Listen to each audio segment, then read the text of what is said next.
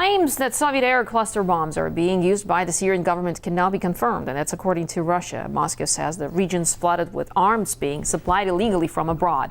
RT's Peter Oliver has the details from outside the Russian Foreign Ministry.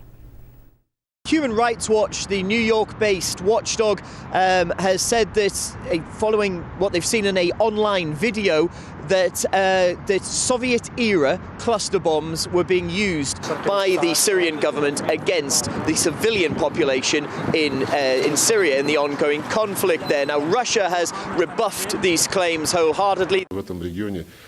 There are plenty of weapons in the region right now, with huge amounts being supplied illegally to Syria and neighbouring countries. There are mercenaries and foreign trainers in the conflict zone. This has been confirmed by independent media. The region is flooded with arms. It's very hard to determine where they're all coming from. The alleged cluster bombs are said to be from the Soviet era.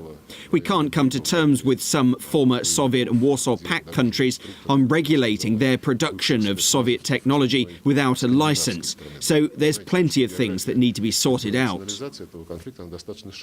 While Sergei Lavrov was giving his address, he reiterated Russia's stance, which hasn't changed since the conflict first started over a year ago, which is that they want to see both sides lay down their weapons. They want a peaceful solution through dialogue. Now, that stance has been backed up by the current joint UN and Arab League peace envoy, Lakhdar Brahimi.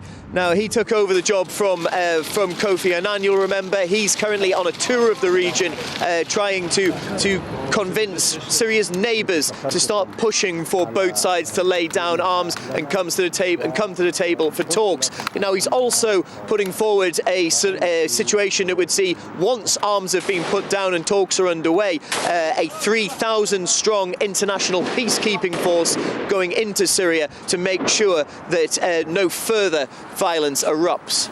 Well, all of this comes against the backdrop of a further round of sanctions that have just been signed off on by the European Union on Syria.